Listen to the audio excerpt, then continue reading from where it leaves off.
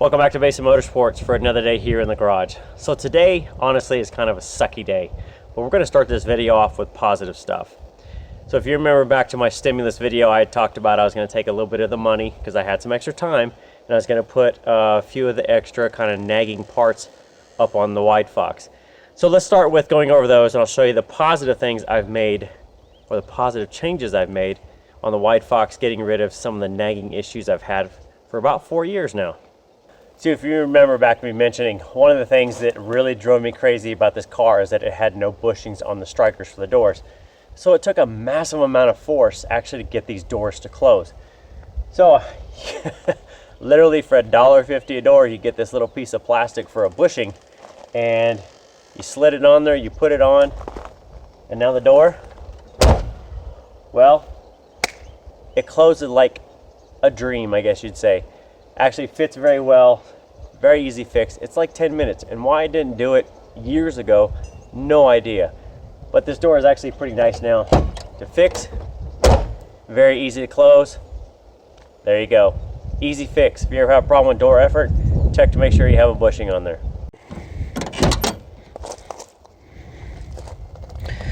So a couple things I'd also mentioned was that I was going to put on black handle cups, so those are new. Door handle here, these went from chrome to black. Also the kick plates on both sides, you can see, are a fresh black. Looking over there, same with that. I also put in a new handle, so that handle right there is brand new. Now I did have trouble with the one from late model restoration. Just a couple small nagging things that I'm going to email them about, but if you ever put in a new handle there and run into some trouble, hit me up. I know how to fix it all, and I end up using up some of the old parts I had because the new ones would not work right. Alright, so again, passenger side, new striker. Just that little gray piece. It's ridiculous how much that changes things. New pull cup, also black. Window crank is black. Kick panel's black, and I actually have a new ignition key in there. Now, one thing I've never shared with anybody else other than my wife knew it. I think this car, well, I don't know why. Let's just say the ignition switch or the ignition cylinder did not require a key to start this car. So I've always kept a key in there just as kind of a visual reminder. But I could drive this I could drive the car without a key. So that has changed. It is now black. Now another thing I did put in here was going to be the new handle right there for the hood latch. Got that from Fox Resto. They were the only ones that had one in stock for a 79 to 82, which are a little bit different on the front. It's actually like a little wire loop versus a little ball and stud kind of deal. So that is fresh also for the interior. And I gotta tell you, these little things, man, they make a big difference to me. Just looking at how everything is all black. Love it. Now I also got a new grill. Now this comes in a base, just a gloss plastic, black plastic, and this is specific for a 79 to 82, which is a little different from the other ones. So I ended up taking this, wiping it with alcohol, and then sprayed it with the SEM trim black. So the cowl should match the mirrors. Now they're a different finish a little bit just because of the texture of the part versus this here was primer prior. This here was actually just going to paint, but I think it came out pretty darn nice, and no more crusty, broken cowl on the car. Alright, now I did buy a rear bumper brace that I haven't put on yet. It comes in a base steel, so I will probably hit it with some etch primer and just probably put some black on it, and that will just keep it from rusting in the future. That'll be done whenever I get a chance to actually throw up the garage door, take off the rear bumper and replace that. I'll probably make a video on that because that's kind of a little bit different. I don't feel like I duplicate a lot of stuff out there because I don't think anybody's really changed that.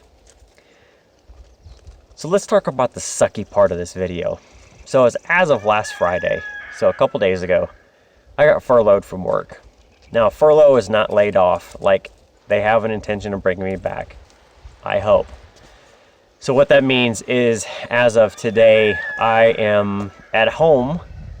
I do not have a salary anymore, but thankfully they are still paying my benefits until further notice. So if you guys have seen, as with a lot of things in the economy, well, the automotive industry is not doing very well. And as a contractor, supplier kind of deal with them, well, the unfortunate part is For their recruiting, which is where I work, they're not making a lot of hires, unfortunately.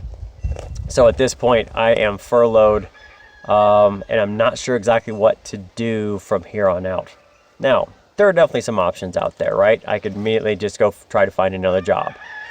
Well, I've worked from home for 5 years, and I kind of like it. So I will say my options are a little bit limited. The area that I live in does not have a lot of manufacturing, which is my background. That doesn't give me a whole lot of options.